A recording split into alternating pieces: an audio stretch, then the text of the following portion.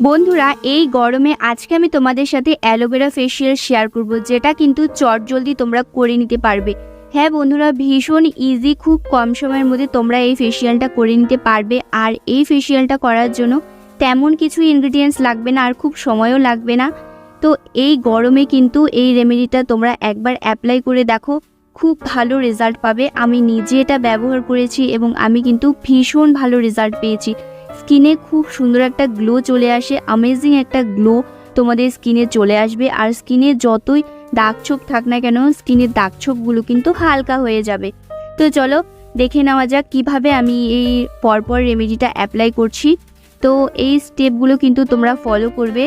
তো প্রথমে কিন্তু আমি এখানে অ্যালোভেরা নিয়ে নিয়েছি, অ্যালোভেরা একটি পাতা। তো এটা গাছের অ্যালোভেরা, ফ্রেশ আমি এখানে নিয়েছি। তোমরাও চেষ্টা করবে ফ্রেশ অ্যালোভেরাটা নেওয়ার।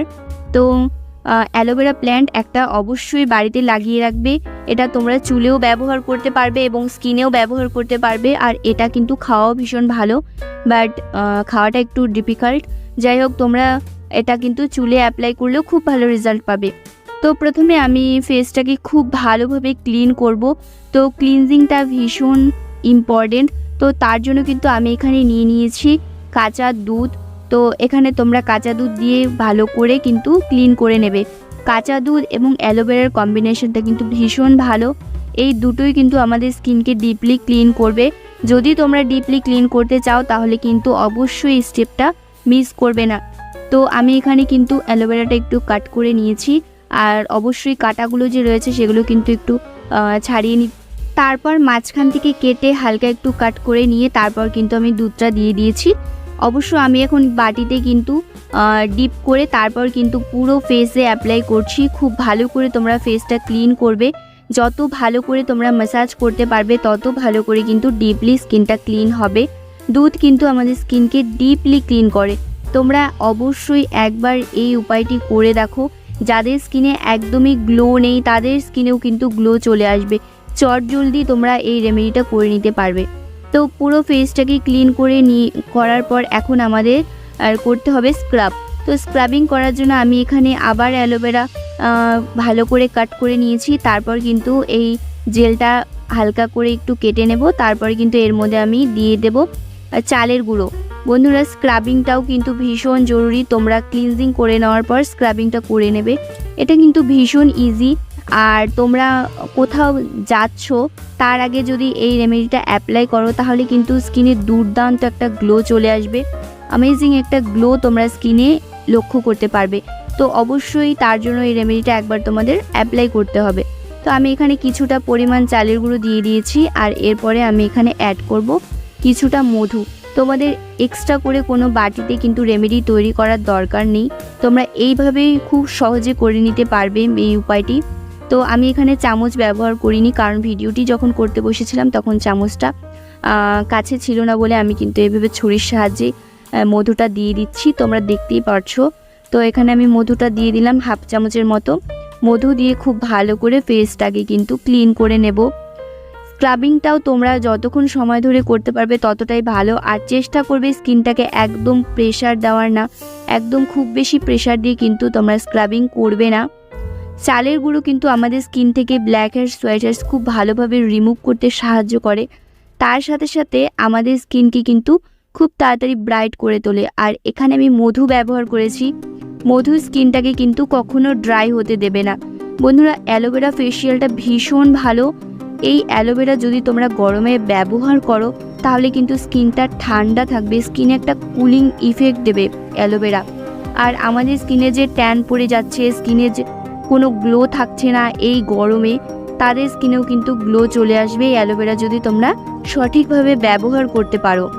তো পুরো ফেসে আমি কিন্তু স্ক্রাবটা করে নিয়েছি। এরপরে কিন্তু আমি ভিজে রুমাল দিয়ে মুছে নিচ্ছি।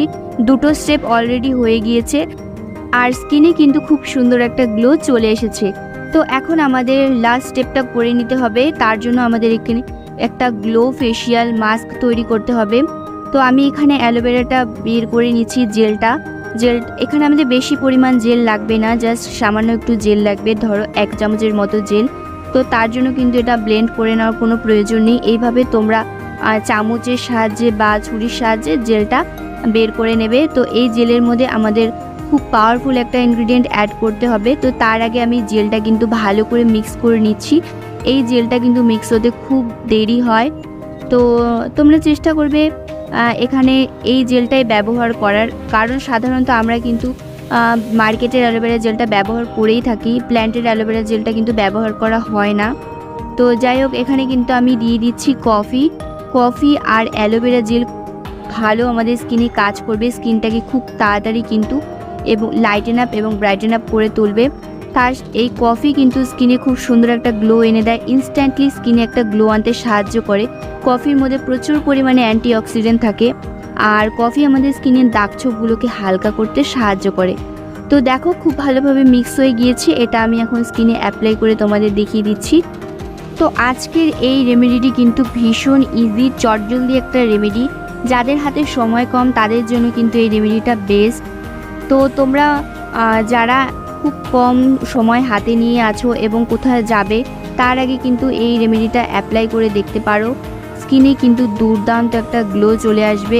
আর এই গরমে কিন্তু খুব ভালো তোমরা রেজাল্ট পাবে। জাস্ট একটাই আমি কথা বলবো, তোমরা একবার ব্যবহার করে দেখো। তো আমি পুরো ফেসে কিন্তু এটা অ্যাপ্লাই করে নিচ্ছি। তো এটা অ্যাপ্লাই করতে একটু প্রবলেম হচ্ছিল, তোমরা এটা খুব ভালো করে পুরো ফেসে অ্যাপ্লাই করে নেবে। তারপরে কিন্তু এটা রেখে দেবে 10 মিনিটের জন্য। 10 মিনিট পরে কিন্তু খুব ভালোভাবে এটা শুকিয়ে এসেছে। এরপর আমি একটি ভিজে রুমালের সাহায্যে মুছে নিচ্ছি।